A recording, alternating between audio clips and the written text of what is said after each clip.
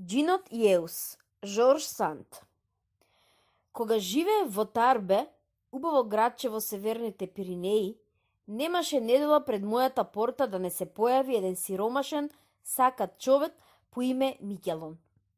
Јавнат на магаре во придружба на една жена и 3 деца. Постојано ја раскажуваше својата тажна историја. Добри луѓе, зборуваше тој, помогнете му на сиромавиот кој често се трудеше во животот и незаслужено ја доби оваа несреќа. Си имав и јас колиба и парче земја горе в планина, но еднаш кога работав без да си ја жалам снагава, се срути планината и еве што стори од мене. Ме поклопи джинот со сета своја тежина. Последната година од моето живење в Тарбе забележав дека повеќе недели поред Микелон не доаѓаше по својата милостиња. Се распрашував кај луѓето што станало со него, дали се разболел или пак може би умрел.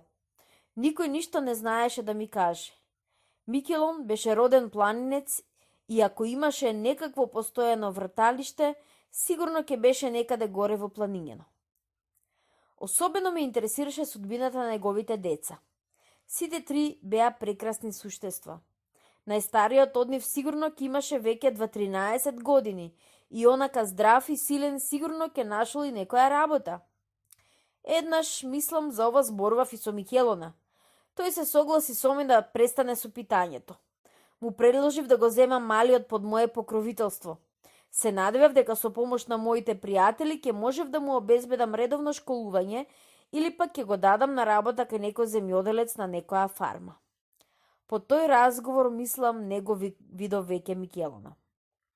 Сега, по 15 години откако ја напуштив таа прекрасна земја, одново се најдов во неа на поминување.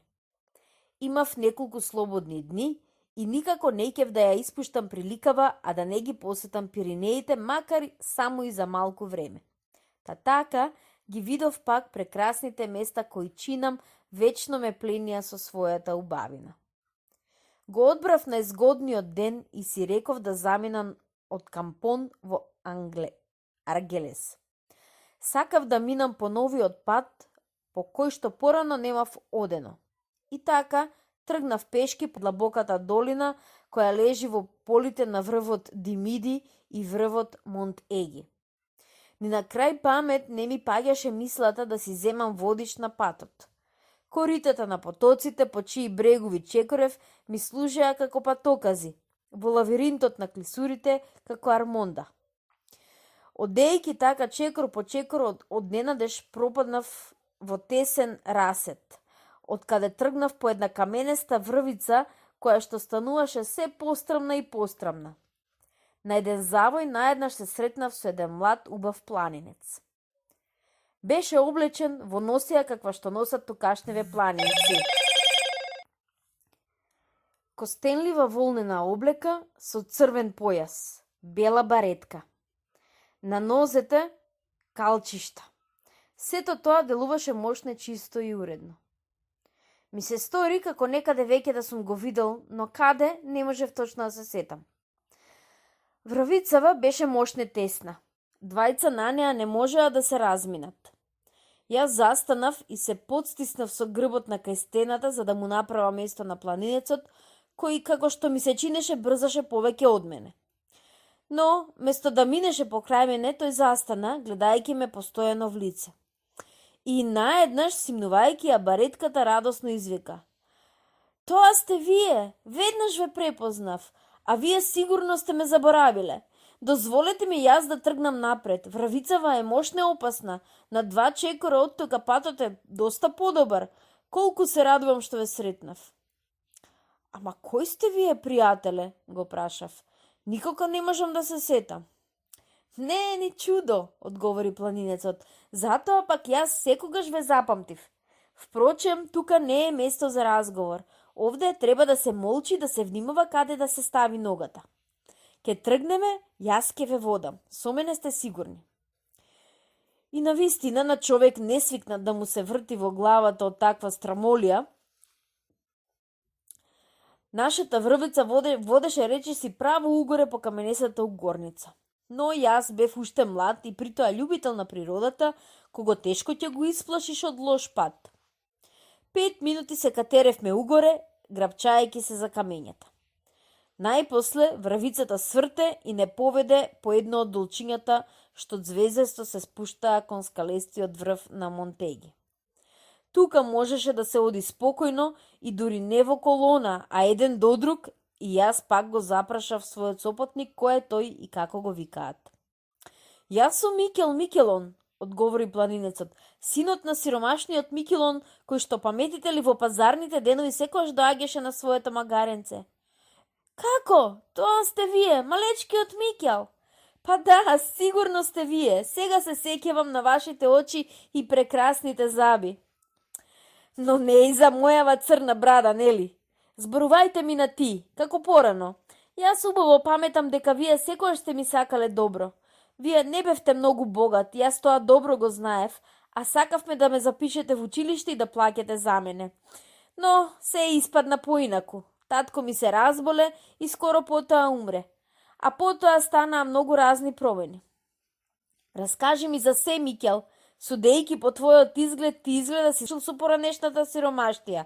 Се радувам, но ако нешто и сега можам да ти помогнам, речи ми отворено. Благодарам, во животов имав доста тешкотии, а сега како се да ми тргнало на добро. Впрочем, јас имам една молба. Каква? Кажи, јас ке се погрижам да ти ја исполнам. Да речеме да дојдете кај мене на ручек. Со задоволство, само ќе успеам ли да се вратам до вечерва дома? Не, за тоа да не мислите. Јас живеам блиску од тука, но доста височко. Сонцето скоро ќе зајде, а спуштањето по темнина не само што е тешко, но и опасно. Не, работата е во тоа што би сакал да преноќевате кај мене. Прво, нема да ви биде така лошо, кај мене не е богато, но е чисто. Сами ќе се уверите. И гладни нема да останете, за ручек имаме печено од дива коза. Пред некој ден ја устрелив. Да одиме, ајде. Ако не се согласите, ќе ми биде многу тешко. Тој изборуваше така искрено и мило, што јас не можам да му откажам, дури ако требаше да лежам на слама и да јадам тврд леп и кисело млеко. Секојдневно јадење на скромните планинци. Патем јас продолжив да го распрашувам Микел, но тој не кеше да одговара. Ни останува најтешкиот дел од патот, рече тој. Подобро да ви ја раскажам својата историја кога ќе стигнеме дома. Ќе се уверите дека е доста интересна. А сега да тргнуваме. Одете слободно по мене, јас го познавам овде секоја каменче и секоја цепнатинка. Треба да се признае дека патот не беше лесен. Се качувавме по стрми, речиси сосем усправни скали. Се спуштавме во лизгави длабнатини, пропаѓавме в снег. Мазните и стругани од планинските поточи белчузи ни се лизгаа под нозе. Но најтешко од се ни беше пробивањето низ растресените угорници. Тука патчињата беа сосем излокани, ископани од копитата на бројните стада што минувале. Најпосле, откако се искачивме една најтешка угорница, наеднаш се најдовме во прекрасно ливадиште. Сето обколено со раззеленити дрвја. Тешко беше дури да се замисли човек дека оваа прекрасна, спокојна и тивка долина се наоѓа, речиси во срцето на планината, среде сури скалести клисори и страотни страмолии. Готово, речиси стигнавме дома, рече Микел. Ова место е мое, погледнете какви убави крави имам, а онде е нашата колиба. Ние живееме тука во пролет, лето и есен. На зима се спуштаме долу. Ти велиш ние? Значи имаш и фамилија? Не сум женет. Со мене живеат моите помлади сестри. Може би се сеќавате на нив. Тогаш беа уште малечки. Сега се цели моми за мажене. Сами ќе видите. Во тоа време веќе пристигнавме до домот на младиот Микелон. Близу до колибата се зеленееше зеленчукова градина, заградена со пруќа. Додуша, градината не беше не знам што, освен репка јас не можем да забележам ништо друго. На ваква висина климата е доста сурова за да може да вире и нешто друго. Но затоа дивите расте беа мощно интересни и јас си дадов збор дека утре ќе се позанимавам со нив. Домот на Микеле беше изграден од див црвеникав мрамор, а место со керамити беше покриен со тенки листови од шифер. Навидом беше низок, но цврст и сигурно лесно го издржуваше снего што преку зимата се трупаше преку 2 метри. Влеговме. Внатре имаше 2 соби, просторни, светли и убаво затоплени. Дрвенаријата беше борава, цврсто и добро направена. Во едната соба очигледно живееа сестри му на Микела и во другата тој сам. Тука беше неговата постела, додуша без чаршав, но со мощне чисти волнени кебиња, шкаф, маса и неколку столчиња. Над масата имаше полица со 10 книги. Гледам, си се описменил, му рекол. Да, нешто ме принаучија, но повеќе сам научив. Имав желба за учење, но дозволете да ги повикам сестрите. Замина, фрлајки на тргнување еден заграб борови гранки во огништето. А јас, останувајќи сам, зедов да му ги разгледам книгите. Бев мощно љубопитен да разберам од што е составена библиотеката на бившиот сиромав. За мое големо исчудување јас најдов на полиците преводи на најдобрите состави и поеми. Илијада, Одисеја, Бесниот Роландо, Дон Кихот и Робинсон Крусо. Додуша, ниту една од книгите не беше сосем цела. Некои немаа по некоја страница, други пак беа мощно оштетени. Книгиве изгледа долго и верно им служиле на своите стопани. Освен тоа, забележав и неколку внимателно сошиени листови. Тоа беа народни шпански и француски легенди за Роландо. И најпоследна стара книга за звездите и планетите. Микел се врати со 2 сестри, Мигелона и Миртел. Едната имаше 18, а другата 20 години. И двете беа мощно убави во своите црвени волнени капулачи, врзани под брадата со панделки и празничните облики во моја чест. Прибирајќи ги кравите, момите побрзале да се наружаат. Впрочем, во тоа немаше ни ронка кокетство. Обликувајќи ги празничните облики, тие сакаа просто да го почестуваат гостинот. Сестри му на Микела љубезно се поздравија со мене и веднаш се зафатија со работа. Магелона отиде да испече наражен бут од дива коза, а Миртел ја покри со покривка масата и пристави 4 прибори за јадење. Се светеше од чистота. Јадењето ми се стори одлично.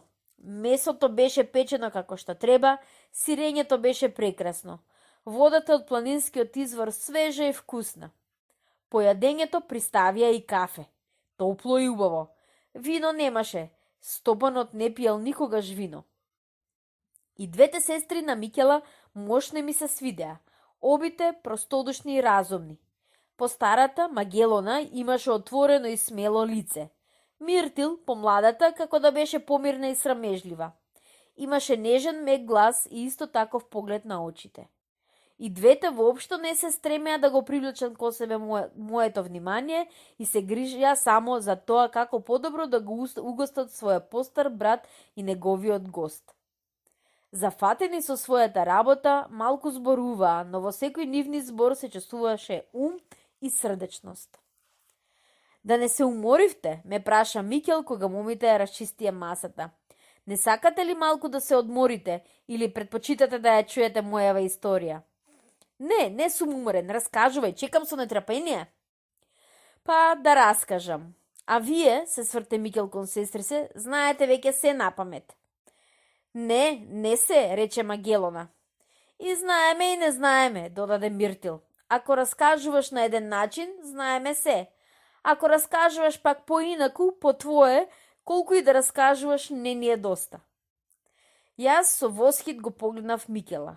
Забележувајќи го мојот прашален поглед, тој се обрна кон Магелона. Треба да му се каже на гостот што сакате да кажете. Зборувај ти, Магелона, ти си постара. Се разбира дека и Миртел не зборува лошо, но ти подобро ќе објасниш. Момата лесно поцрвене. Се плашам, дали ќе можам? Ви се молам, ми реков јас. Ако понешто не ќе разберам, веднаш ќе се препрашам. Па, добро, започна Магелона, малку нелагодно. Гледате, брат ми раскажува доста добро и тогаш кога зборува за се што му се случило просто како сите луѓе. Ама кога раскажува по свое, многу е поинтересно за слушање. Кажете му да не се притеснува и да ви ја раскаже историјата на свој начин. Таа е толку интересна и мислам дека во ниедна од неговите книги не ќе најдеш нешто подобро. Јас го замолив Микела да раскажува слободно по свое. Микел малку се замисли, клавајќи во огинот гранка по гранка, сучка по сучка. Потем, со добродушна и лукава насмевка, погледна кон своите сестри и наеднаш очите му блеснаа. Кимна со главата и ја започна својата приказна. На падините на Монте Еги, 100 метра над нас, утре ќе ви го покажам тоа место, има една плоштадка. Напролет, исто како кај нас, таму насекаде изникнува прекрасна трева. Разликата е само во тоа што е таму малку постудено. Снегот паѓа порано и се крева подацна. Инаку исто е. Плоштаткана има чудно име. Ја викаат Карпата на Јеус. Можете ли да ми кажете што значи тоа име? Јеус, се замислив малку. Мислам дека некаде читав оти на Пиринеите многу планини им биле некогаш посветени на Јупитер или Зевс. Според местниот изговор Јеус треба да е имено Зевс. Микел се израдува. Што зборував јас? Тој живо се сврте кон своите сестри. Гледате ли, девојчиња? Не мислев само јас така. Образовани луѓе ги потврдуваат моите мислења. А сега кажете ми, драги пријатели, дали ги паметите зборовите, што така често ги повторуваше татко ми кога питаше милостиња. Ами како, мошне добро? Тој зборуваше, великанот се навали врз мене со света своја тежина. Ете, сега ќе ви објаснам што значат тие зборови. Татко ми, можам да кажам, беше поет. Тој израсна в планина на високите пасишта среде старите шпански овчари. Сте чули ли некогаш за нив? Тоа бил посебен народ, што не виделе во својот век, за се си имале свое мислење. Тие знаеле такви предања, легенди и песни какви што во наше време веќе не се слушаат. Нивните приказни многумина денеска ги сметаат за детски сказни и не веруваат во нивната мудрост. Мојот татко им верувал. Тој имаше склоност кон се што е чудесно. И мене ме воспитуваше така. Не чудете се што тие мисли живеат до денеска во мене. Јас се појавив на светот во овој дом, поточно кажано на ова исто место, зашто во тоа време тука не беше куќава, а една бедна колипка, не многу подобро од колипките што ги правам за заслонување на моите крави од невреме. Нашата плоштадка луѓето ја викаа плоштадката на Микелон, а таа, како што веќе реков, веќе беше плоштадка на Јеус. На есен, заедно со тате, одевме таму да видиме дали ќе веќе паднал снег. Ако паднал, значи скоро ќе падне и кај нас, па не е време да се спуштиме во ниското. Ако не, значи можеме уште да останеме во планинава. Секогаш кога се качувавме на врвот, проаѓавме покрај великанот, односно покрај самотната карпа, која оддалеку прилегаше на огромна статуа.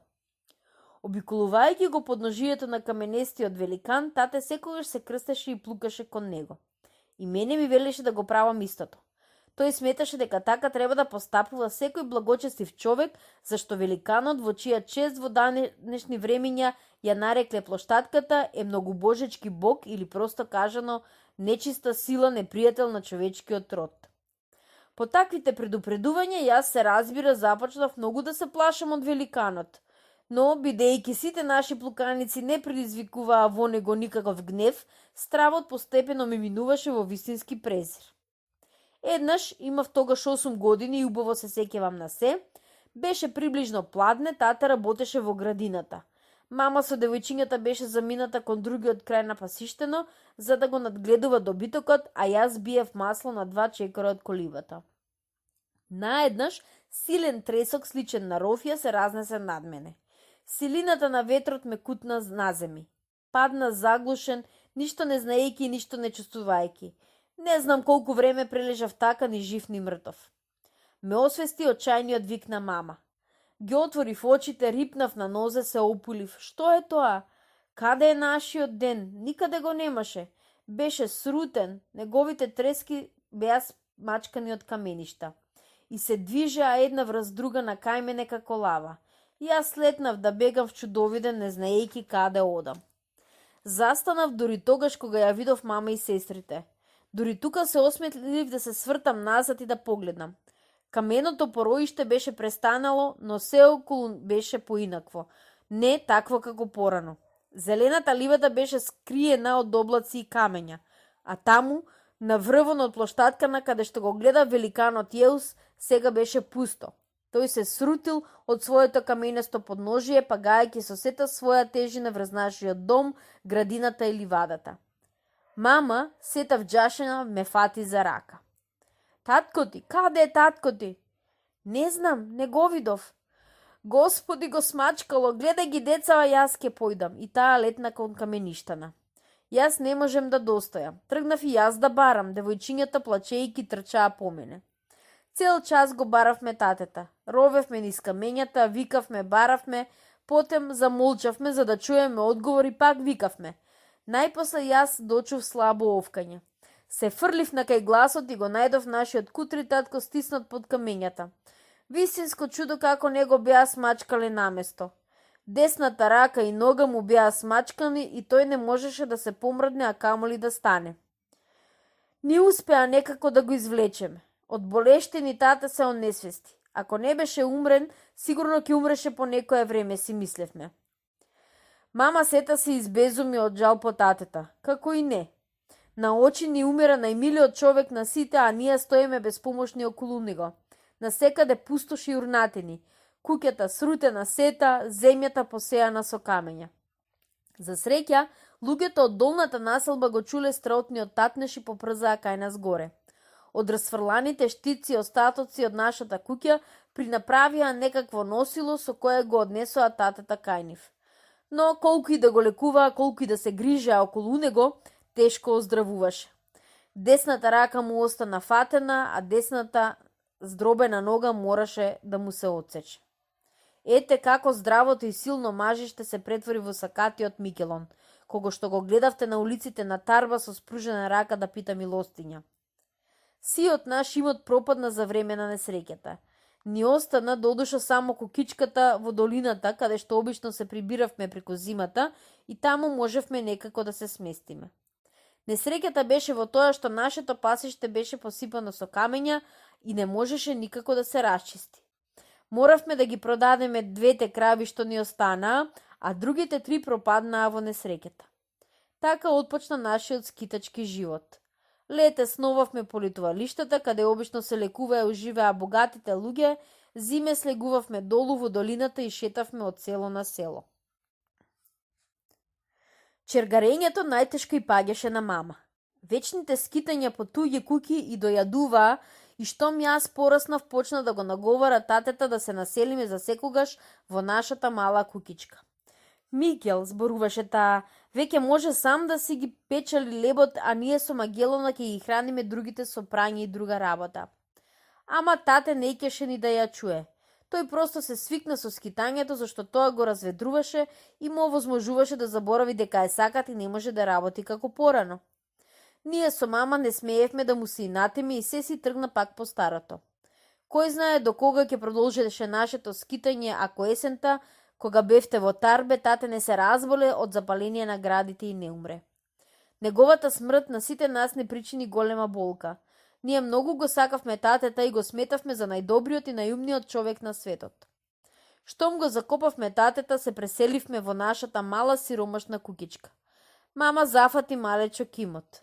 Сине, ми рече таа еднаш, дојди тука, сакам да приговарам со тебе како со маж. По татко ти ни остана уште некоја пара.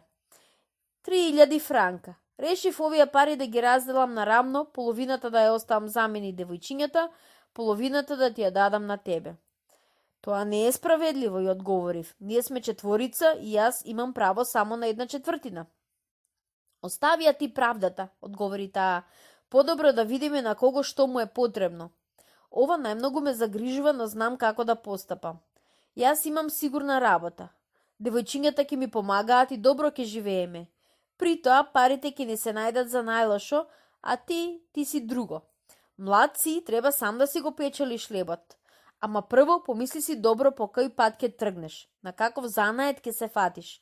Сега ќе ти дадам 100 франци, дури да си најдеш работа каква што сакаш. Ми беше многу тешко, ама знаев дека мама е во право. По неколку дни се простив со мама и сестрите и ја напуштив малата кукичка. В джеп имав 100 франци, а во торбичката закачена за востегарката на рамо, едно рало алишта и едно ново палто. Во прво време, мама ми велеше да ги посетам роднините и старите пријатели и со нив да се посаветувам на каков занае да се зафатам. Но јас имав друга намера.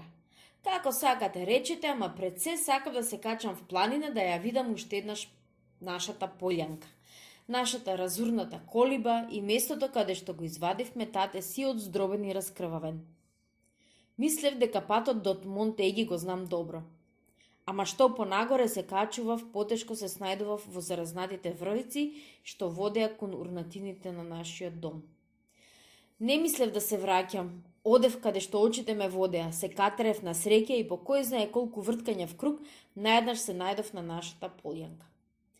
Околу мене се вишеа купишта камења, сета земја беше посипана со ситни и остри парчиња. Само негде годе од под камењата беше потерала трева. Ми беше мошне тешко. Ете што останало од полјанката на Микелон.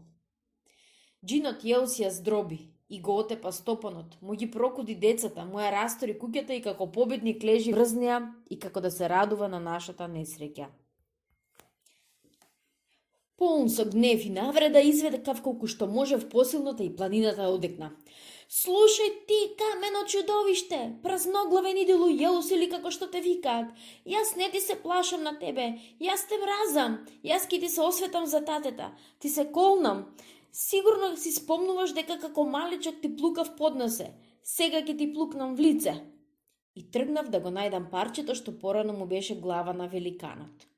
Го најдов, тоа беше истиот камен што го беше згмечил татета. Размавнав и со сета сила го удрив со железната шилка од востегарката. Каменот засвире и верувајте или не чув глас, како татнеш од поземја. А, ти си тоа, што обараш? Како попарен рипнав настрана. Ми се стори дека наеднаш ке ме поклопат карпите камења како тогаш страшниот ден. Но не помина ни минута, пак му застанав од кај главата. И премногу го мразев тој камен разбойник за да се плашам од него. Што сакаш прави? Му викнав јас. Можеш да ме смачкаш како мушичка, можеш да ме уништиш, но јас сети ќе ти плукнам в лице. Му плукнав, но тој како и да не забележа ништо. Така значи, реков, се едно ти е тебе, ти си толку низок што си глуп и зол, ама јас поинаку ќе ти се осветам. Ќе те турнам во безднава, та твоето будалешто главиште да ти се распрасне во илјадници парчиња.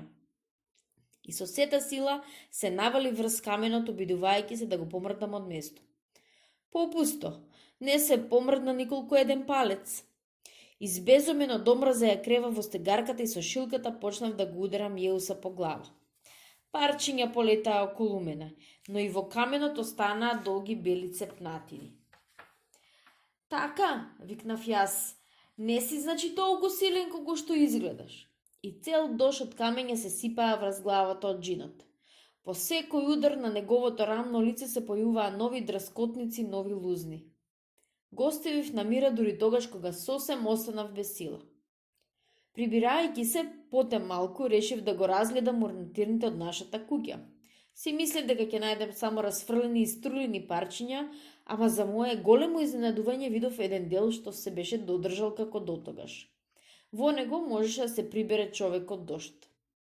Сонцето веќе заоѓаше, да се спуштав по темнина нестрмни нетрапишта беше опасно и јас решив да преноќевам тука. Одбирајќи неколку поголеми камења, го загради влезот, за да не ми влезат ноќта волци. Потем извадив од торбата парче леп, каснав малце па се стиснав покрај зидот, сакајќи да заспиам побрзо. Дента многу се уморив. Ми беше мачно и некако страшно.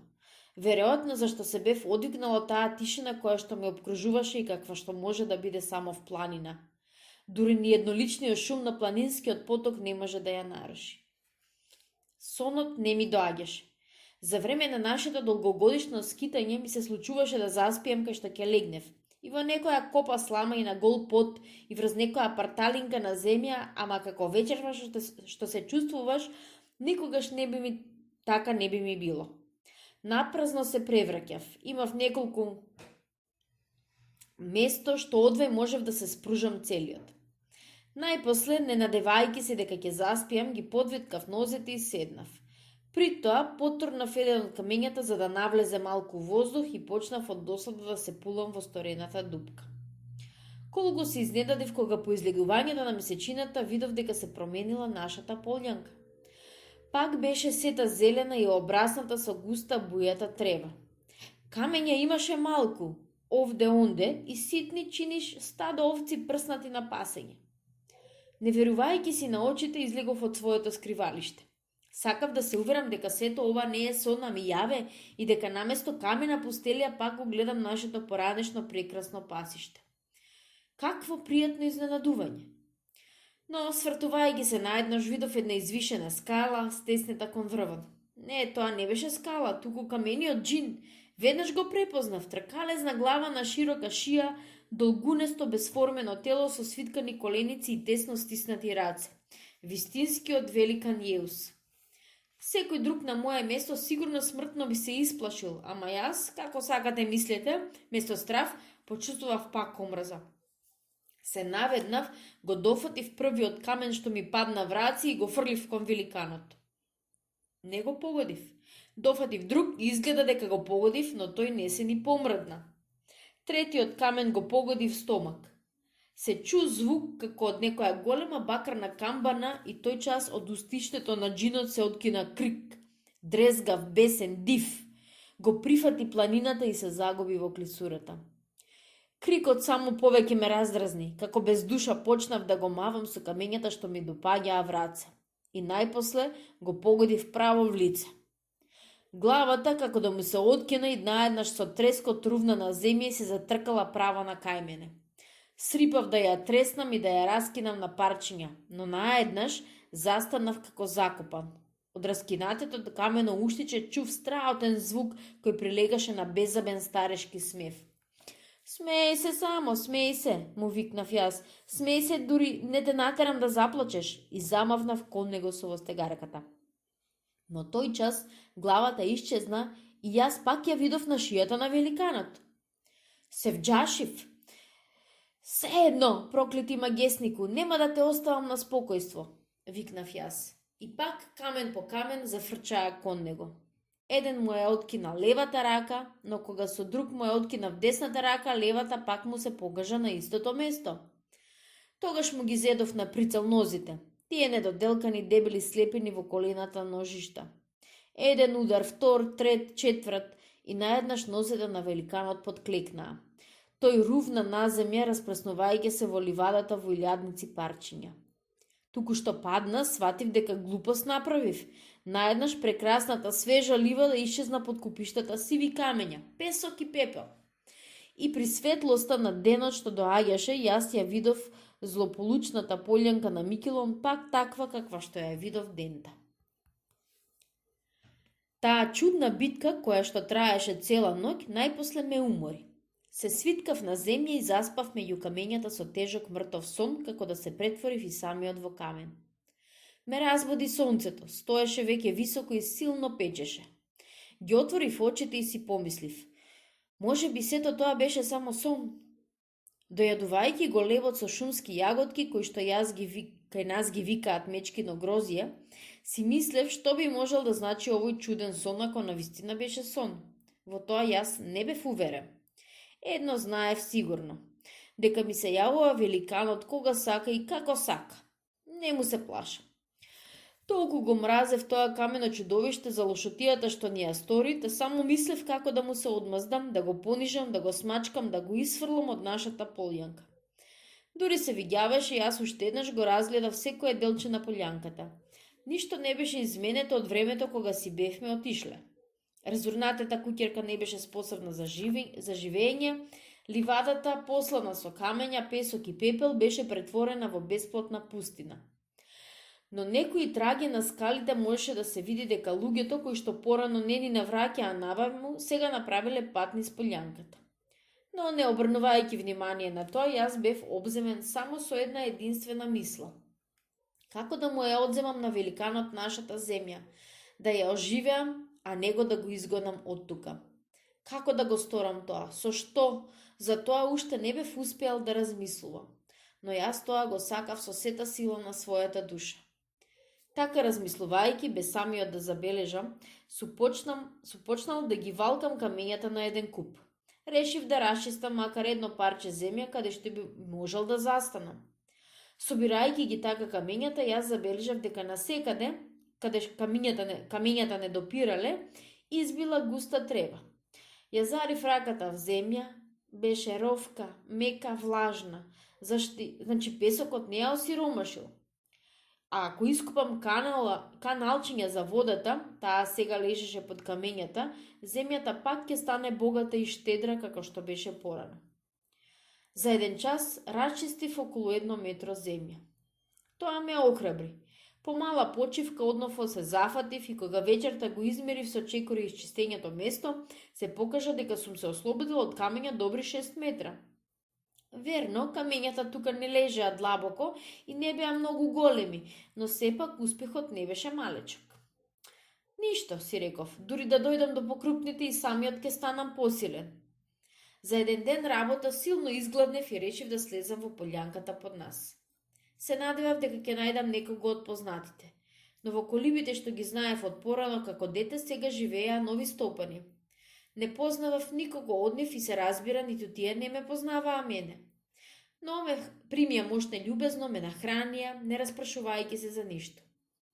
Ама јас се готвив да проживеа в планина не ден, а два, затоа не мислев да им бидам на тежина на тие добри луѓе.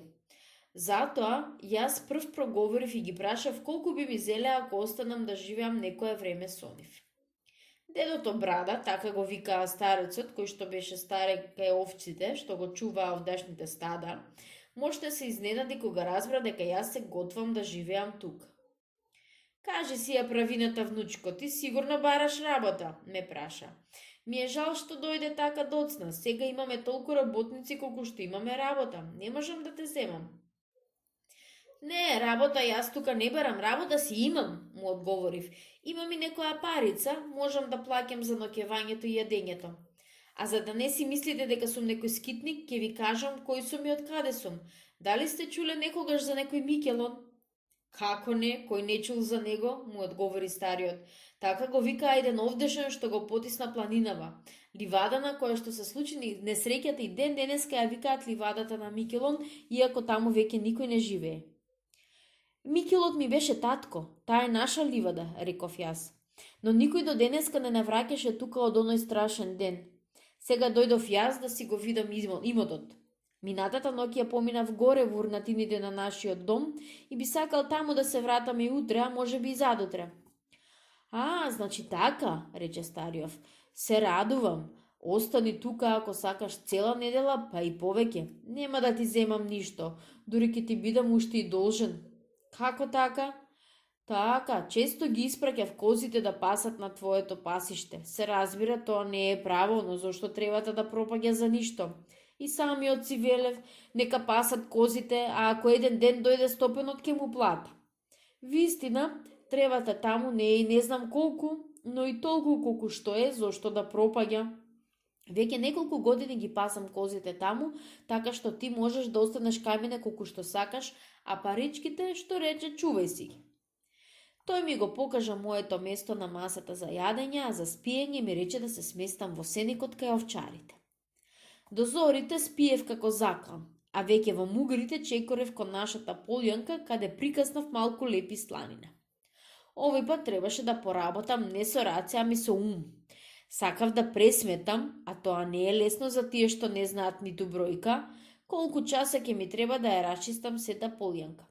Ако тогаш знаев, како што сега знам, да сметам на хартија, ставајќи бројка под бројка, не ќе ми беше многу тешко. Но тогаш можев само наум да пресметувам бројка по бројка, да работава ми се одолжи многу и мачно. Ама не работев глупаво. Внимателно ја изборив полјанката со мојата востегарка, клавајќи рабош на една скала со нож и тоа за секоја бројка одделен знак. Со крвче бележев 100, со две крвчиња 200 и така натака. Вечерината разбрав, иако не сосем точно, колку метра во должина и шириња зафаќа мојот имот. Идниот ден го поминав во пресметнување. Колку дни ќе ми треба да ја свршам работата и тоа по полека. Излезе дека ќе стасаат 2 години и тоа по 5 месеци во годината работење. Другите месеци полјанката е покриена со снег и мраз и не може да се работи. Ми остануваше да видам уште колку време ќе ми треба за потешката работа, а за тоа пред се требаше да видам како ќе ми врви таа работа. Утредента зедов од мојот стопан еден железен чекан за големите камења. Карпите беа варовици, не многу тврди, а јас ги дробев со таков занес, та дури не сеќевав замор. Дури со собствени раце го дробев трупот на великанот. Самиот си дадов норма, за еден ден да искржам 1 метар камења. Нормата ја исполнив, но вечерината толку бев уморен, да не можев да слезам долу на спиење. Решив уште еднаш да преноќевам на полјаната, а утредента рано да почнам со работа. Но што заспав под мојот разорнат покров кога ме разбудија чекорите на джинот. Овој пат тој се шеташе горе-долу по полјаната. Земјата под неговите нозе, како и во онаа ноќ, беше покриена со густа сочна трева. Камења немаш. Убаво гледав, не беше уште смрачено, сонцето заоѓаше, а снежните врвови на планината розовееја во синевината на небото. Молчешком гледа во чудовиштето, а великанот полека чекореше по полјанката и земјата од секој негов чекор чиниш се тресеше.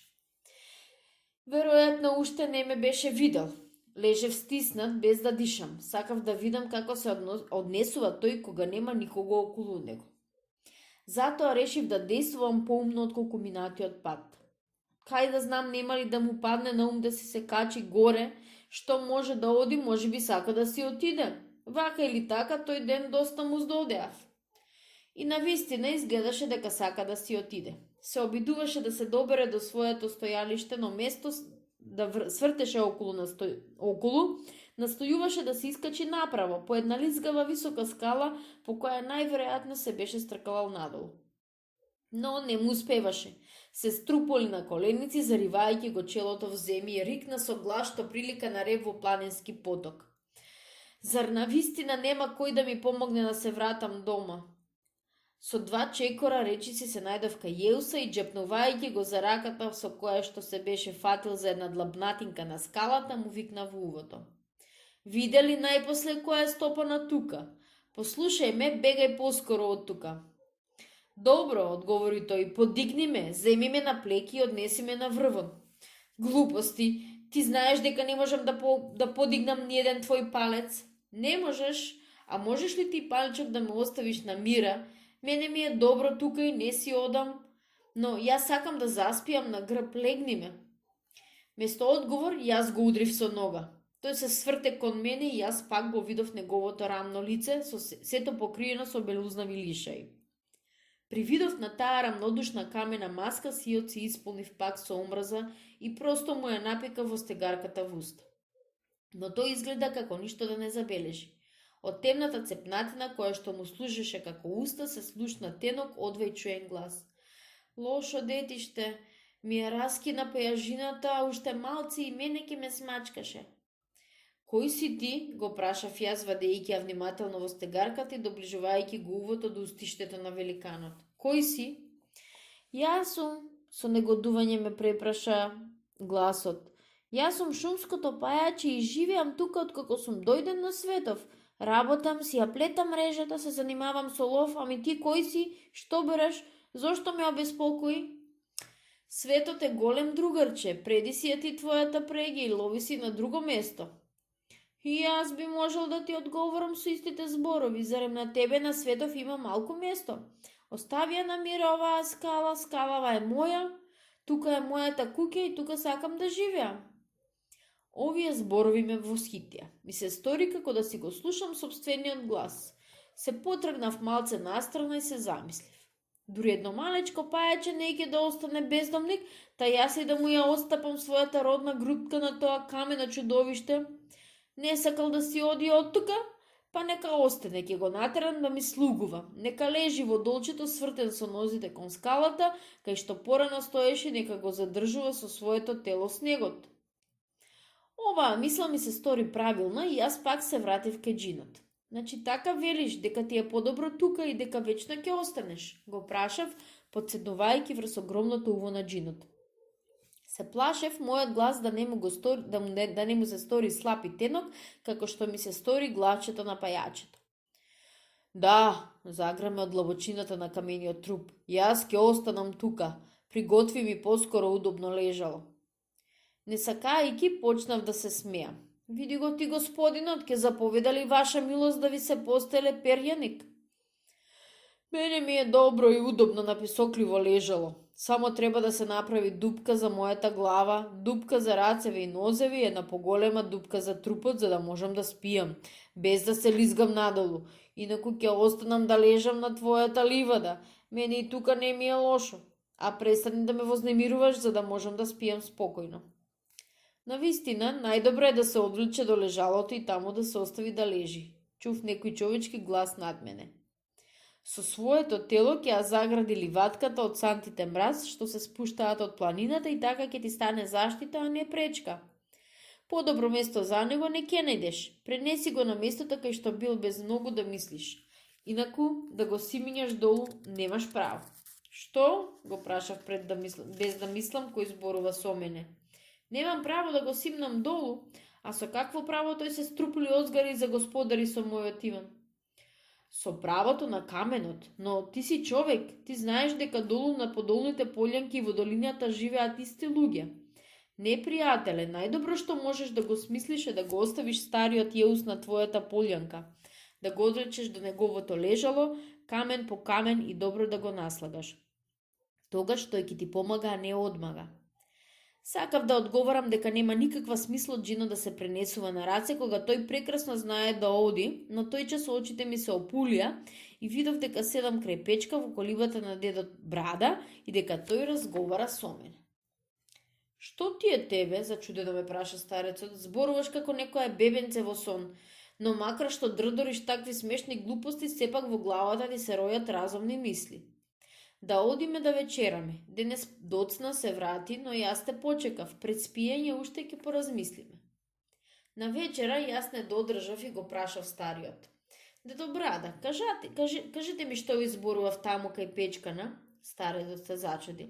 Зарем не паметиш, што ти е, сине, да не зборуваше со мене? Или што? Еве што ќе ти речам. Веќе многу се измори, војувајќи со тие скали. За таква тешка работа уште си малечок, сам не ќе направиш ништо. А колку според вас треба луѓе за да се исчисти мојот дел? Тоа ќе зависи од тоа за колку време сакаш да ја свршиш работата. Јас мислам дека 12 добри работници ќе се справат за 2 години. 12 луѓе, нели е многу?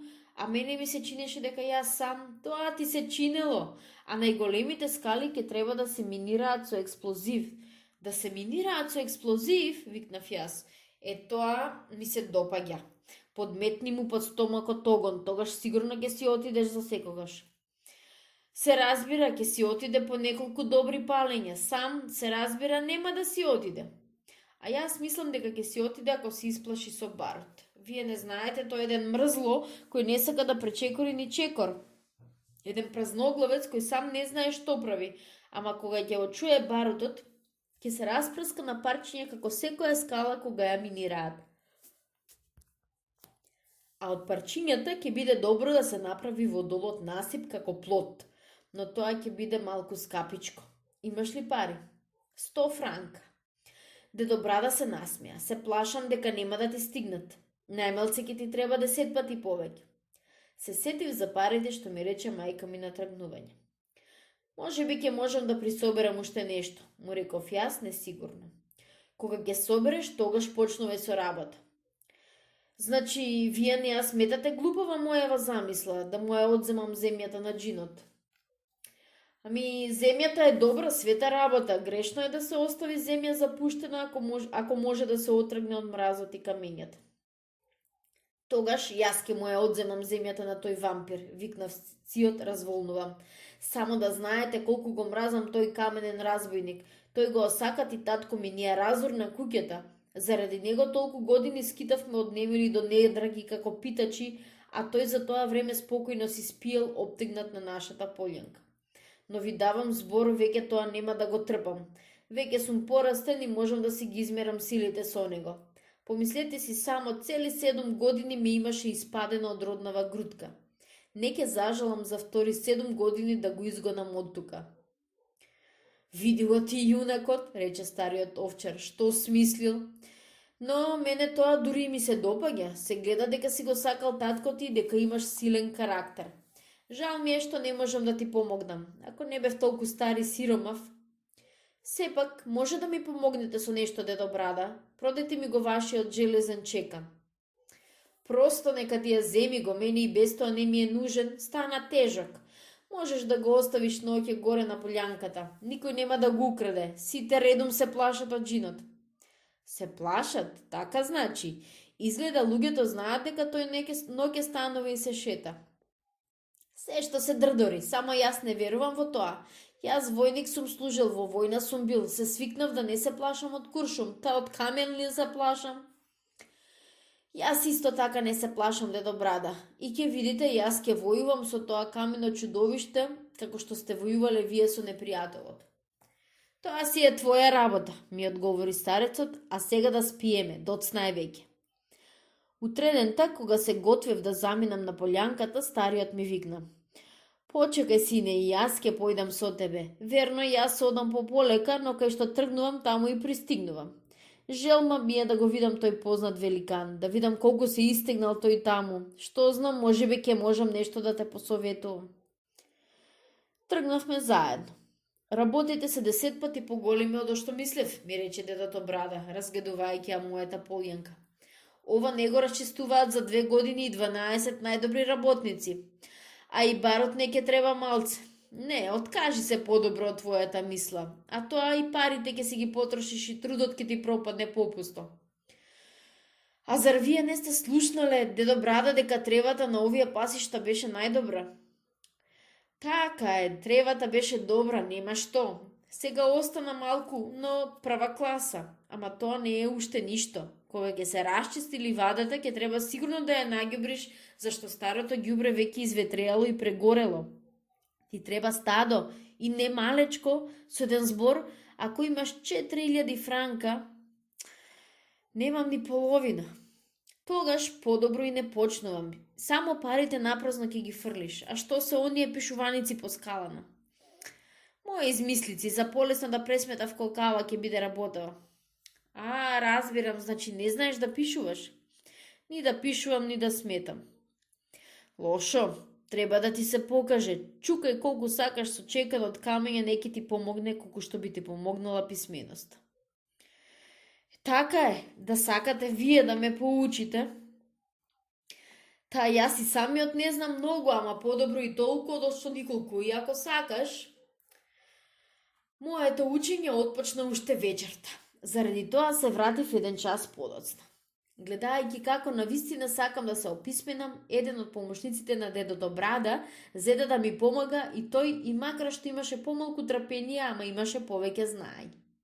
Наскоро веќе знаев толку да можам понатаму сам да се учам, без помош од страна.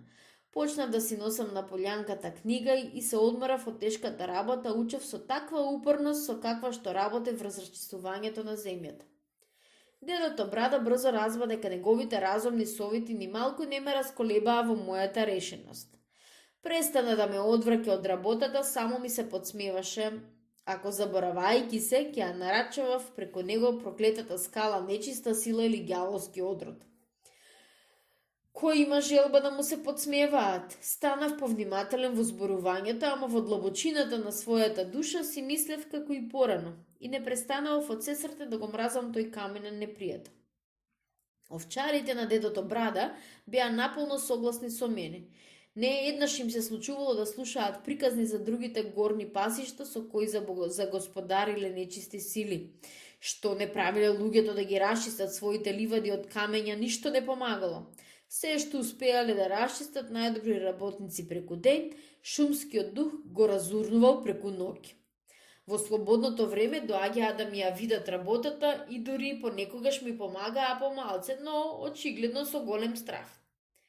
На еден од нив потоа джинот му се сонил и кутриот, разбудувајќи се утредента, се ветил дека никогаш повеќе нема да се фати за тој ѓаволски камен. Со дедото Брада така се договоривме. Јас да живеам кај него во колибата и да спијам заедно со овчарите, а за тоа на мојата ливада да пасат козите од неговото стадо. Додека јас го дробев со чекан од каменот, козарчето дојдено со козите брзо и вешто измајстори од камењата и парчињата штици, нешто како колипка каде можеше да се сокрие од ноќниот студ. Понекогаш јас останував во неа да преноќам, за да не одделувам подолго време од работата. Секоја вечер, кога ќе ми се случеше да преноќевам во колипката, го гледав джинот. Ми се чинеше дека е се повеќе растревожен, безпокоен, луд. Очевидно му гореше под нозе. Како да се смали, стана поподвижен и се гледаше дека се повеќе сака да си се качи на врвот. Но во исто време тој како заинаец стануваше уште поупорит и посвоеволен и место да легне таму кај што му велев јас, се обидуваше да се смести на незгодно место. Колку што можев, се трудев да го вразумам, ветувајќи му за секогаш да го оставам на мира, само ако ме послуша да легне во долот под скалана. Но тој ми одговараше со таква дрскост, што јас не издржав и морав да го мавам со камења. И се повторуваше одново. Штом ќе го удрев со првиот камен по лице, джинот ќе се распаднеше на парчиња и мојата прекрасна ливада ќе исчезнеше под купиштата камења, песок и пепел. Разбрав дека нема никаква можност да се разберам со тол презноглавец и престанав сосем со него да разговарам. Престанав да им обрнувам внимание на неговите глупави прошетки и спокојно заспевав под глувиот шум на неговите нерамни чекори. Од некое време тој почна да накривнува на едната нога. Неговите тешки воздишки и луди дрдорена не ми смеќаваа спокојно да се одмарам, а дење со истото упорство ја продолжував работата, крашејќи камен по камен, откинувајќи парче по парче. Сега ми беше јасно дека джинот Јеус можам да го изгонам оттука само со сила и уште ако го раздробам, та на што поситни парчиња. Речиси цели 3 месеци проживеа во планина и не слегувајќи ниту еднаш долу во полето. За тоа време станав силен како некој млад бик и научив прилично да читам. Веќе го разбирав прочитаното, а не ги слагав само буквите. Дедото Брада, кој често не знаеше некои зборови и не можеше да разбере некои мисли што ги сретнуваше во своите книги, се чудеше кога ќе почнев да му ги објаснува. Работата беше во тоа што татко ми, иако не се беше сетил да ме даде во училиште, многу работи ме научи со своите разговори, приказни и песни. Најпосле, дедото Брада и неговите овчари почнаа да се однесуваат кон мене како кон човек добро информиран, кој дотогаш од непознати причини го сокривал своето знаење. Тие престанаа да ми даваат совети и да ми се подсмеваат на мојата желба. Од што сакав да ја забразам работата, решив да си земам двајца помошници. Слегов долу во полето и појдов во еден каменолом, надевајќи се дека таму ќе најдам искусни работници. Но тој пат не ми појде. Не сретнав ниту едно такво лице. Затоа пак успеав да се снабдам со малку барут и враќајќи се дома се тешев со мислата како славен празник утре ќе му направам на господинот Јеус. Утредента рано отрчав на полјанката, предупредувајќи ги моите стопани да не се уплашат кога ќе го слушнат пукотот. Не еднаш бев гледал како по шумските патишта клаваат мини. Поради тоа, доволно брзо и ловко се справив со таа нова и опасна за мене работа. Како прво решив да го кренам во воздух блокот кој што никогаш беше глава на джинот. Срцето ми биеше од луда радост кога го потпалив фиделот. Не скржавев со барутот и експлозијата беше навистина силна, но можеше да се заврши за мене лошо, зашто од гордост не сакав да се оддалечам и да се подзасолнам. За среќа се сврши некако добро. Само неколку мали каменчиња лесно ме ранија. Ударот беше усмерен право во лицето на джинот. Устиштето му се раскина до ушите во чудно смешна гримаса, та без да сакам почнав да се смеам иако самиот лежев на земи, огловнат од татнежот и раскриверен. По некоја минута веќе скокнав на носа. Што е, ја љубив човечката крв, пи, не ми е жал, му реков наведнувајќи се на неговата обоготворена глава. Но запамети дека јас ке се борам со тебе за живот и смрт. Ти си од камен, немаш срце ниту врела крв, но се колнам ке те натерам да почувствуваш како му било тешко на татко ми кога ти го поклопи со цела своја тежина. Но срцето ми истрапна од жалост. Видов дека експлозивот го разнел мравјалникот што се наоѓаше во увото на джинот. Требаше мравките смртно да се исплашат, но тие дури не помислиле со бегство да се спасуваат или да се скријат во некоја скришна дупка.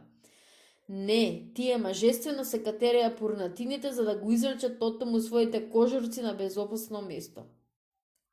Простете ми, мравчиња, требаше да ве предупредам, реков. Сега ќе ви помогнам да си ги спасите децата. На својата дрвена лопата наринав еден плас ровка земја, шарена сета со кодници и кукурки на кои ложеа кожурците и го занесов подалеко од местото на експлозијата. Мравките пргово побрзаа помине, потем уверено се вратија кон урнатините и заврвеа ваму таму, очевидно се преселуваа, засновувајќи живот на ново место. Подпирајќи се на лопатата ги наблюдував. Тие, како да разговараа меѓу себе, се советуваа, си помагаа една со друга. Никој од нив не избега, никој не се исплаши. Храбар малечок нараде, реков, ти благодарам за големата лекција. Нека сите парчиња што ги разбивам напаѓаат врз мене како што паднаа врз вашиот град. Нема да ја оставам својата работа. Но мравките толку се многа, јас сум само еден. Не бездрго треба да си најдам помошници. За сето време од 3 месеци, колку што бев планина, уште не бев отишол долу кај моите. Дури не им испратив ни еден глас да си ја кажам правината. Се плашев дека мама ќе ми се разлуди што не го послушав незиниот совет. Не отидов некаде на занајат и не си најдов место. Така и испадна. Од први многу се разлуди кога разбра дека уште не сум нашол работа, но кога и реков дека летото се описменив и се прехранив без да потрошам ниту една пара, се успохи и дури рече дека од мене ќе испадне човек. Тогаш се охрабрив и раскажав за своите надежи, каде и како работев тие 3 месеци. Беше мошно изненадена, мошно расчувствувана, но многу повеќе исплашена и почна да ме убедува исто како дедото Брада да се откажам од својата безрасудна помисла. Ама за време на нашиот разговор јас се уверам дека таа мошно го љуби тоа парче земја каде била срекна како никаде и никогаш повеќе. Решив полека но сигурно да ја убедам во својата намера и престанам да спорам понатаму. Се ближеше зимата. И без тоа ќе морав да си отидам од полјанката да слезам долу. И ветив на мама дека зимата ќе ја поминам колку што можам поразумно. Зборот си го додржав. Штом застуде се простив со моите соседи овчари, на дедото Брада му подарив еден волнен шал, а на неговите деца разни дребули што веќе ги бев купил за нив град. Се разделивме како добри другари, договарајќи се да се сретнеме штом ќе се крене снегот в планина. Спуштајќи се долу во долината, прво тргнав да си најдам слична работа на шумските патишта или во некој каменолом. Едно имав на ум. Сакав поскоро да разберам како луѓето ги победуваат камењата и ридиштата, да разберам и да го научам тој тежок занајд. Се разбира, прво ме зедоа за чирак, но работејќи си ја својата работа, внимателно гледав како работат мајсторите, дури инженерите. Гледав и се си ставав на ум. Заработката ми беше малечка, но трошев уште помалку за да присобирам некој грош повеќе за учење аритметика. Со читањето некако врвев, можев сам да читам, па и да пишував можев сам. Сите слободни вечери и неделите ми поминуваа во учењето. Луѓето ме фалеа зборувајќи дека за своите години сум доста разумно и сериозно момче, а јас по право бев само уперен и ништо повеќе. Туку што настапи пролетта и снегот во планината почна да се топи. Оставив се, купив доста барут, една рачна количка, копачка, сврдло, чекан, со еден збор се снабдив со се што ми беше потребно по сите правила да го нападнам мојот каменен непријател. Пред качувањето горе се одбив да се видам со мама. Таа ми вети да ми даде уште 100 франака откако ќе ги потрошам парите што ми останаа од лани. Рече дека сака да се качи на полјанката да види дали се исплатува мојата замисла. Овој пат бев решил да не работам сам, да затоа во каменоломот од порано си најдов 2 момчиња моја лика. Во договорениот ден тројцата тргнавме во планина. Тие се покажаа одлични другари. весели и работливи, така што во прво време се тргна добро. Приказните за шумските духови не ги плашеа и тие без секаков страх му ги дробеа нозите на джинот Јеус и му ја раскинуваа устата. Заедно си направивме една колиба, поголема и пубава од паранешното колипче што беше пропаднало од зимскиот снег. Храна ни донесуваше дедото Брада со своето магаренце. Тој секоја недела се спушташе во долината по храна и купуваше се за наша сметка. Дури требаше да се менираат и дровот камењата, моите другари беа весели. Но кога работата дојде да се берат камењата, веќе им досади да ги товарат камењата и тераат тешките колички во долот. Обајцата беа жители на долината, планината им навеваше тага. Навечер, кога наоколу стануваше тивко и се слушаше само несоперливиот шум на планинските потоци, ги фаќаше тешка тага и јас просто не знаев со што и како да ги развеселам.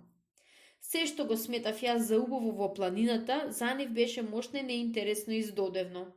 Најпосле сватив дека тие почнале да се плашат. Од што не можеа или не сакаа да кажат. Може би за тоа бев самиот крив. Постојано им зборував за својата омраза кон каменото чудовиште. Може би тие и без мене што го да забележили или дочуле. Таджинот макар и поретко, но се уште се јавуваше во глувот доба кога околу ќе заспиеше се. Така или инаку, другарите решително откажаа да ја продолжат работата понатаму. Се правдаа дека не може да ја поднесат досадата и самотијата и си отидоа. На заминување, другарски се простивме и тие ме посоветуваа и јас поскоро да гледам да се ослободам од сета таа здодевност. Но не ме расколебаа. Најдов други луѓе, ама и тие брзо ме оставија без да се види некој поголем успех во работата. На разделба ми рекоа дека со своите идења ми прават услуга, зашто сама така и јас ке се откажам од својата лоша, но по нивно мислење намера. Тогаш за прв пат како да се расколебав. Цела ноќ не можев да заспијам. Джинот seедно ми доаѓаше пред очи. Го гледав некако појак, посилен, полн со живот, каков што одамна не бив го видел. Седеше на една поголема карпа, обкружен со помали камчиња и при светлоста на месечината, покриена со лесни облачиња, личеше на овчар што пасе стадо бели слонови. Му придов, му се искатерив на колена, потев фаќајќи го за брадата, му се докопав до лицето и го треснав со мојот железен чекал по образот. Оди си од тука, овчарче, извика тој. Оди си барај друго пасиште, ова е моја за секогаш. Самиот ми ги даде камениве овци. Ја подкрена раката и ги покаша расфрлените околу камења. И јас ки ги пасам на твојата ливада до свршувањето на светот. Тоа уште ќе видиме, му одговорив. Мислиш дека ќе ме победиш, а ти останав сам? Убаво, јас ќе ти покажам што се може да направи еден човек.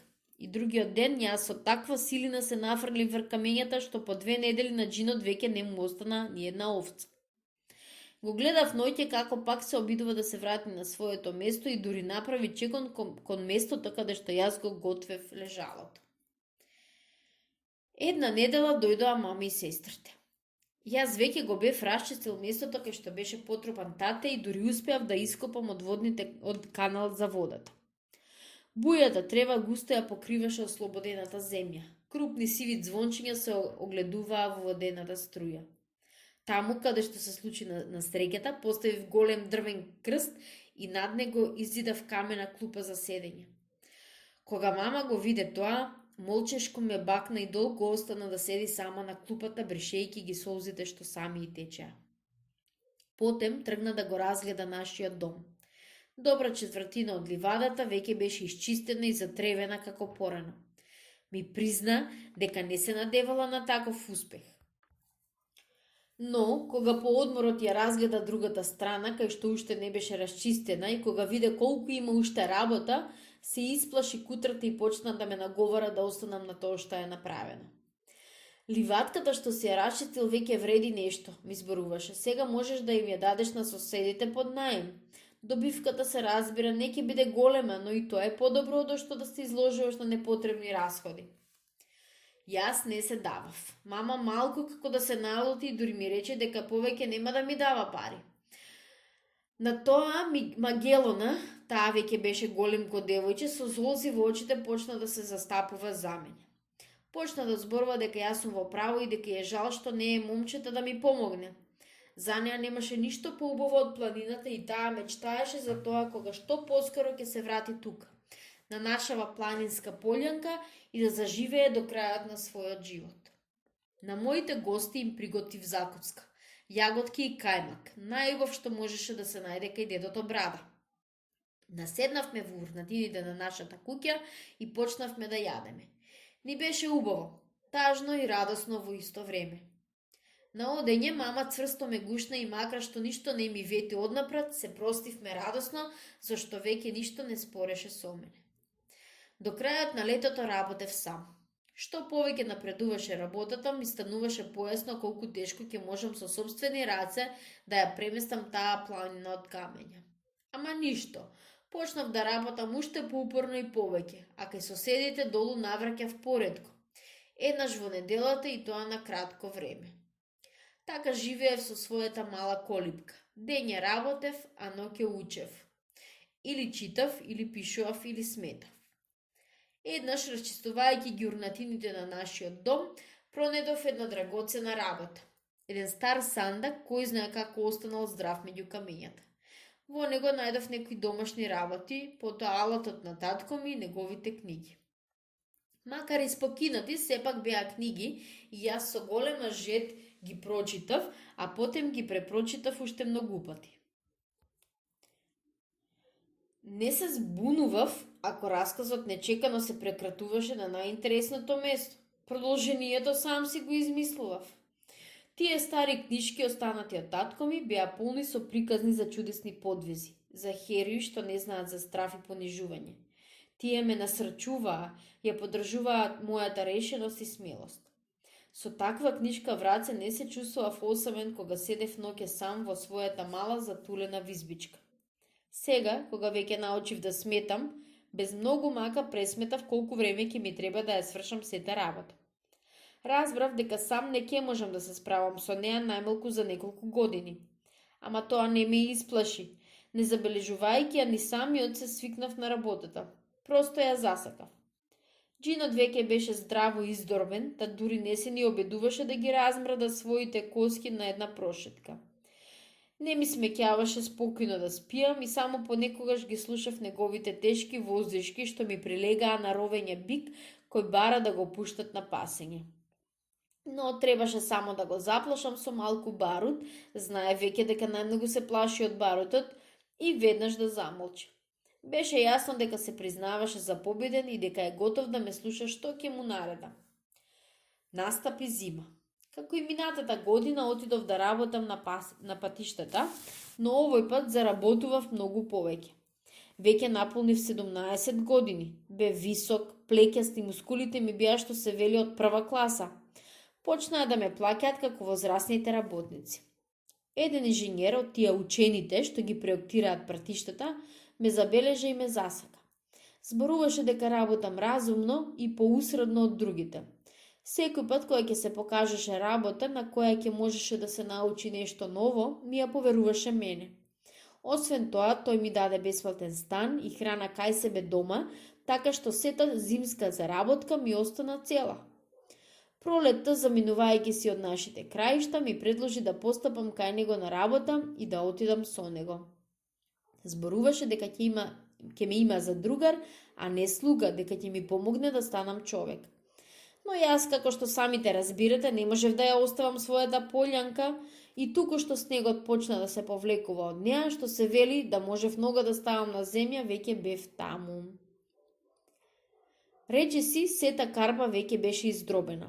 Остануваше работата со лопата и количка. Тоа не беше многу тешко, но затоа доста здодевно. Ден за ден ги собирав камењата на купчиња, ја товарев и растоварував количката. Така помина целото лето, а потем и идното и потем уште едно. Најпосле, по 5 години откако се бев качил во планината, во една прекрасна вечер видов дека мојата работа е завршена. Целото камено тело на джинот до последното парченце беше пренесено и сложено во долот. Се доби цврст каменен насип.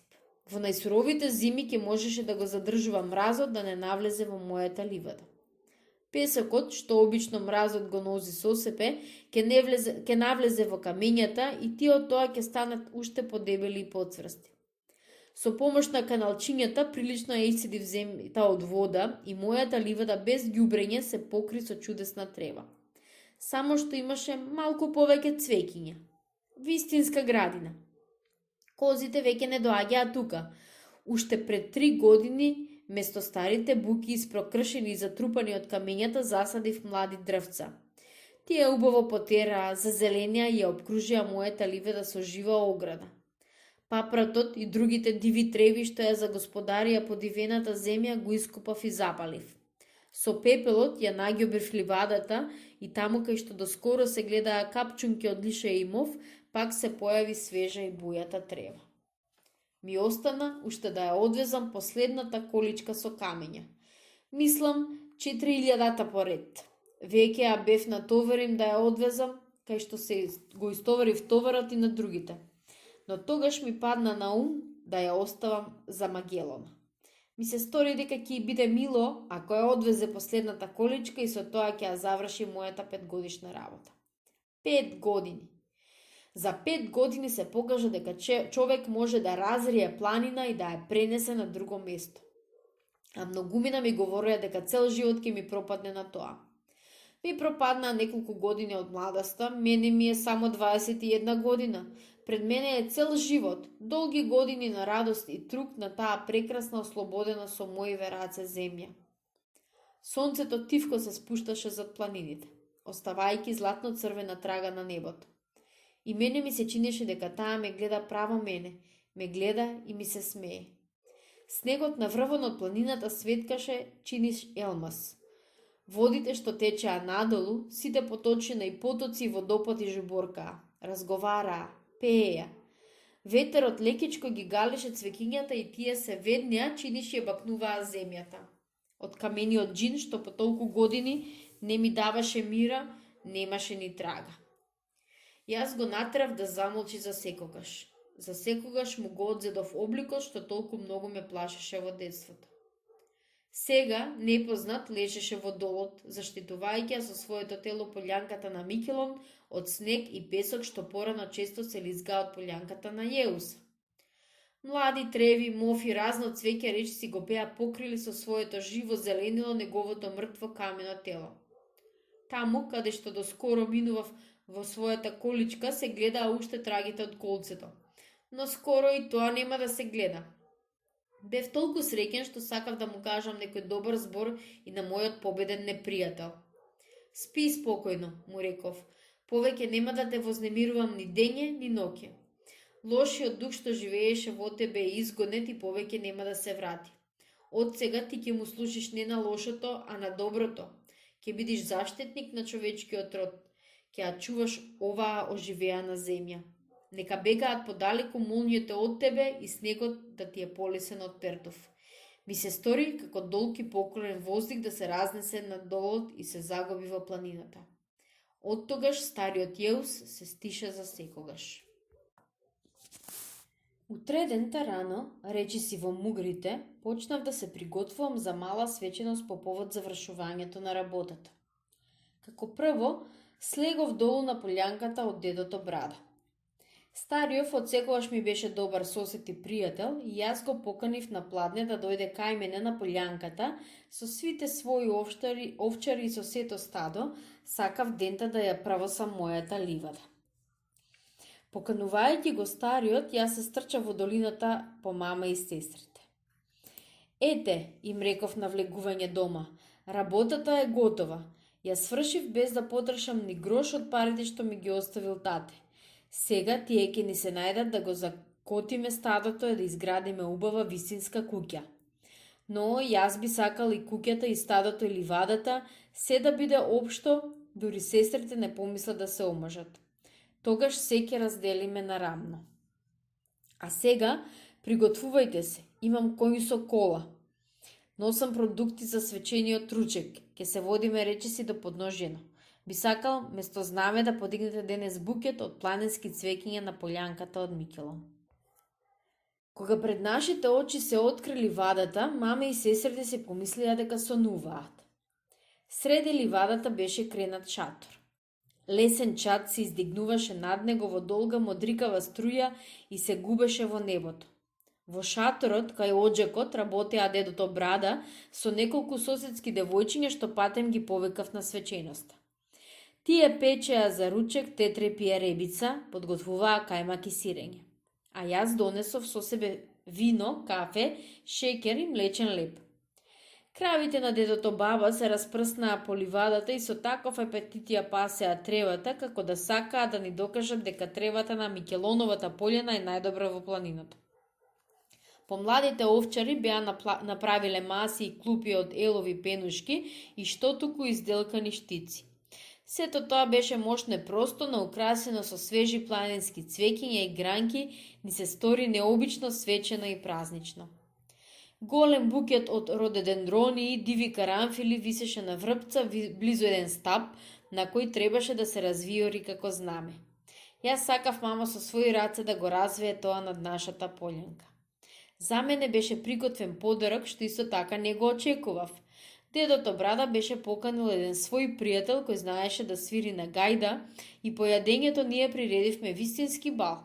Сестрите се веселеа од сестраци и танцуваат до изнеможеност. Мама, плачејќи од радост, го крена букетот цвеќе. А Магелона, срекна и горделива, го одвезе кон насипот последното количе камења. Сите беа весели, а потем дружелюбиви и добри. А може би и спротивно, затоа беа весели, што се добри и дружелюбиви. Никој не се испијани, макар што виното не го жалев. Вие веќе знаете, нашите планинци се учтиви во односите и умерени во јадењето и пиењето. Вечерта ги одведов моите дома. Утредента мама свечено ми ги врачи парите за да купам добиток и материјал за изградба на куќата во која сега седиме. Се согласи секоја лето да живее со мене на полјанкава, така и прави. Горештините ги протерува тука и штом ќе залади слегува долу во нашата куќичка. А јас со сестрите живеам тука од рана пролет до доцна есен и секогаш тагуваме кога есенските бури ќе не протераат долу во долината. Изгледа ние последни слегуваме долу и први се враќаме на пролет. За ловците тука е вистинско уживање. Дивечот не се преселува. Се случува и незината милост мечката да повали во нашиве места. Ке си ја пречекаме како што си е редот и брзо ќе најдеме местенце во кледот. Додуша, не ни беше сеедно кога се доселивме и мира немавме од волците. Но брзо ги средивме работите и тие веќе дури не се ни покажуваат. Пасиштето сега ни е подобро што порано. Добитокот, напасуван од полјанката на Микелон, надалеку е прочуен и тоа ми донесе добра пешалпа. Успеав да го купам и соседното парче земја. Не ми испадна ефтино, зашто беше запуштено, но ние, не жалејќи ги рацете, поработевме и сега земјата и таму не е ништо полошо од нашата. Идната година нашиот прегон ќе стане преголем, може би и стадото ќе го зголемиме. Ете вие, драги мои госте, сета моја историја, заврши Микел. Извинете ако ви измачи. Од првин ќе признам, ми се стори дека не ја зедовте сериозно и тоа малку ме збунуваше. Но кога видов со какво внимание ме слушате, јас се збунив уште повеќе. А знаеш ли, драги Микел, му реков, зашто мислев, подсетувајќи се в ум на ударите на твојата копачка и бројките на пренесените колички со камења? Од првин зажалив што на таквите силни луѓе судбината им пречи во наше време да се покажат со позначени дела. Потем ми дојде на ум дека сите ние, макар што и да сме, макар што да работиме, кршиме понекупат на своите патешта камења, ама не така мажествено и трапеливо како ти. Најпосле, мојата трета мисла беше за тоа дека сета твоја 5-годишна војна со камениот джин ти ја не ја водеше заради својата идна сигурност. Не, по моје, ти си работел така упорно затоа што си сметал за должност да му одземеш на мртвиот камен земјата која што може да биде плодна и благородна. И освен тоа, сето тоа си го правил во спомен на својот сиромашен татко, кој што така силно го љубеше ова парче земја. Имено, ти го избрака наш джинот Јеус од полјанката на селанецот Микелон. Ти благодарам на убавите зборови, ми рече Микелон. Токму така беше, како да сте прочитале во некоја книга, но имаше уште нешто. Јас, ако зборуваме по правдина, треба да ви се заблагодарам на вас. На мене? Па јас никакво добро не успеав да ти направам. Микел се наспеа и одречно климна со главата. Си спомнувате ли, ме праша, што му рекавте еднаш на татета за мене?